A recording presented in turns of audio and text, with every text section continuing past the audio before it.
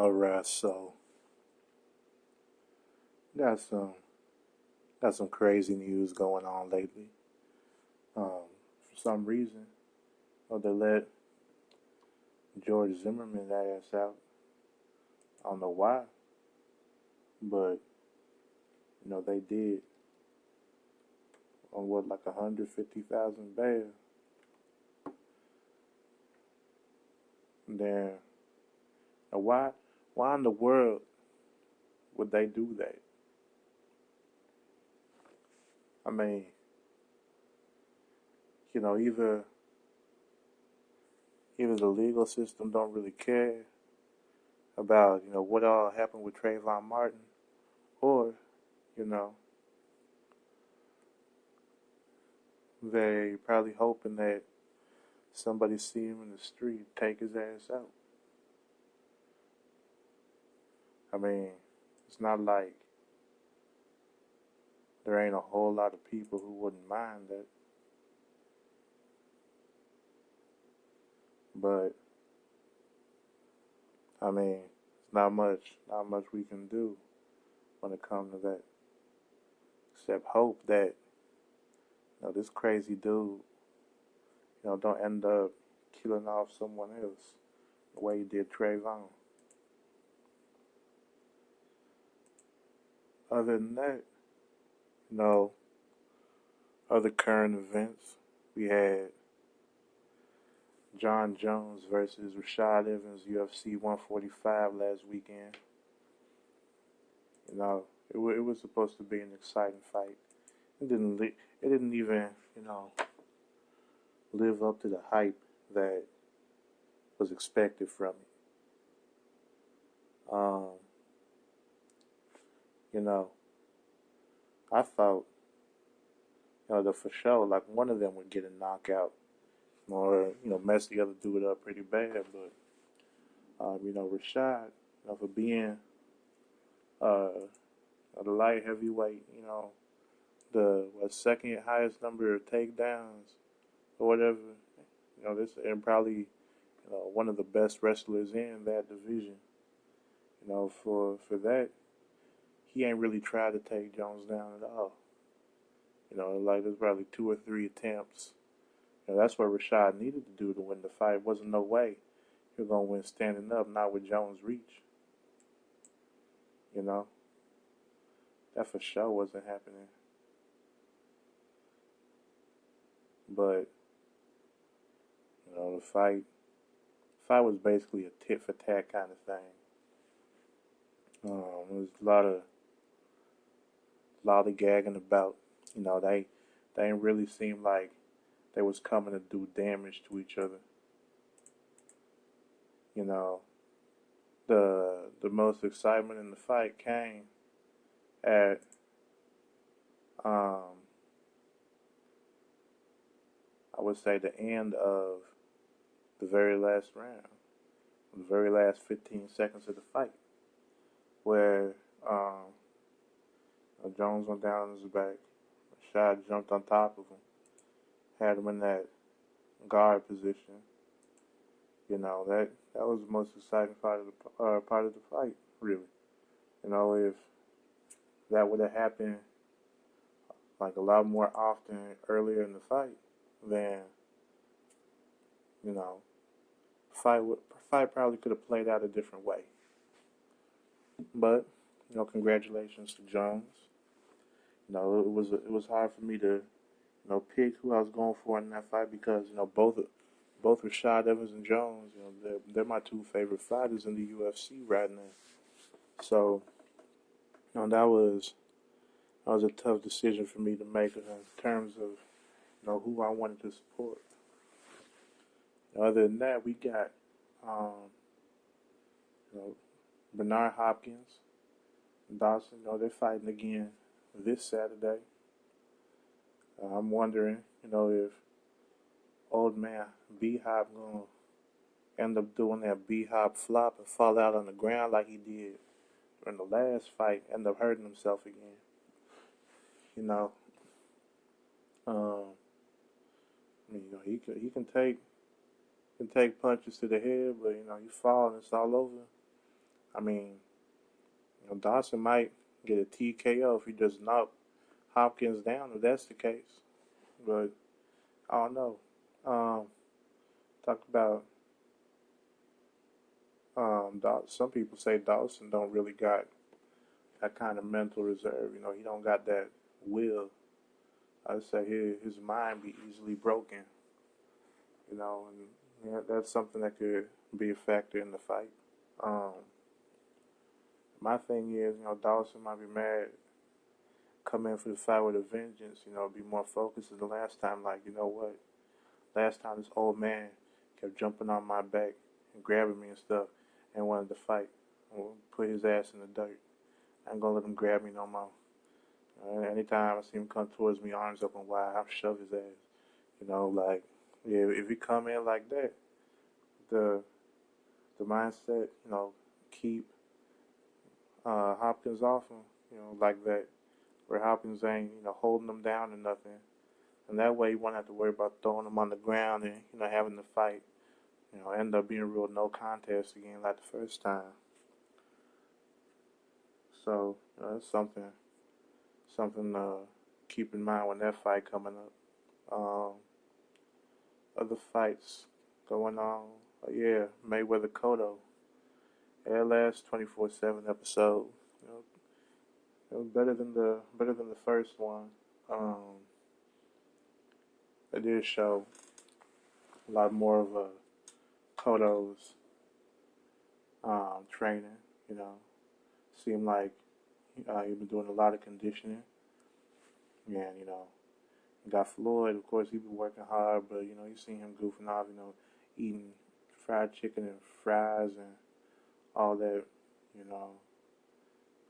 mind games. Trying to get inside Cotto's head, because he, boxing, what they say, 90% mental, 10% physical. The mental part ain't just having that mental capacity to stay focused, then go into the ring, do what you need to do to get that victory. It's also affecting your opponent's mind, not putting it in their mind that no matter what they do, they will stand no chance against you. That's another thing that people gotta remember when it comes to that. And if Floyd is able to get inside Cotto's head like that, then could be a very short night for Cotto. And then they also got Oscar De La Hoya talking about Cotto being converted southpaw on Twitter, and I'm thinking, are they really gonna have Cotto go into this fight as a southpaw? Because he is naturally left-handed, but he keep his power hand in front. Like Victor Ortiz, who's right-handed but fights a southpaw. De La Hoya, he's left-handed fighter, an orthodox fighter. Like them. And you have to wonder if they're actually going to make Cotto go into the ring as a southpaw. Why? Because you keep hearing all these myths. You keep hearing that Floyd has trouble with southpaw fighters. I mean, where did that come from? Like, why would people say that? It's been noted that a lot of people he fought in his amateurs were southpaws. And not only that, but against southpaws were his, probably his best performances in his career. I mean, his second pro fight was against a southpaw. he had a southpaw dude. You know, he got in one punch and cut Floyd open. You know, but the whole fight, you know, Floyd would have tearing his ass up. Dude's name was Reggie Sanders. Now Floyd was just tearing him up throughout that whole fight. You know, didn't get the knockout, but he was landing them power shots. You know, he was making that dude miss. And, you know, coming back and smashing him in the face with, you know, every punch you could think of. Then, you know, he had his fight with DeMarcus Corley. You know, he outlanded Corley 283 to 150 in total punches. You know, that's 133 punches. You know, Corley was down on the canvas 5 times in that fight. You know, 2 of them were, you know, from, you know, Mayweather's punches. The other 3 times was, you know, they called, I guess they're saying, like, you know, he basically went down, took a knee on his own, you know, but that was a funny fight. I mean, Floyd got tired of seeing Corley on the canvas so much. Like, one time Corley went down, Floyd actually walked over and picked him up, you know. It's another southpaw. I mean, you know, if you going over to pick your opponent up off the canvas, you know, it's not easy to say that you was having trouble with him. Zab Judah. They say Judah was schooling Floyd. Yeah, Judah really wasn't. First 4 rounds were pretty even. 4th round, what did Judah in is he landed that one punch, that one clean left hand, and thought he had Floyd, you know, done. He thought he had Floyd done because he landed that clean punch, and it started, you know, throwing the haymakers and everything. But, you know, you pay attention, you know, you can tell if a fighter is still okay, you know, based on how their legs look. Floyd's legs wasn't wobbly, you know, they were still there. And after, you know, Judah spent all that energy trying to get him out of there, thinking he had him hurt, Floyd came back, started attacking the body, and kept attacking the body throughout the rest of the fight. Gassed Judah out and just picked him apart. Total punches, Floyd landed 205, and Judah landed 89. So yeah, I guess, yeah, it sounds like Floyd had a lot of trouble there. I mean, never mind. You all get the point. Then they got Sharmba Mitchell. Yeah, well, Sharmba Mitchell wasn't, I think he was, like, in his division, ranked as one of the, you know, top guys when Floyd fought him. He outlanded Mitchell 85 to 31. And, you know, ended up knocking Mitchell out with a body punch. And then, y'all know what happened with Victor Ortiz. So, you know, you can't really say that Floyd got trouble with southpaws. When against all southpaws he fought, he was more aggressive than he was with orthodox fighters. And if you're having trouble with somebody or of a certain style, why would you be more aggressive when you fight them, knowing that when you're more aggressive, you're more open to, you know, taking a big unexpected shot, and that can end the night for you. You know, the more wild you get, easier it is for you to get counted.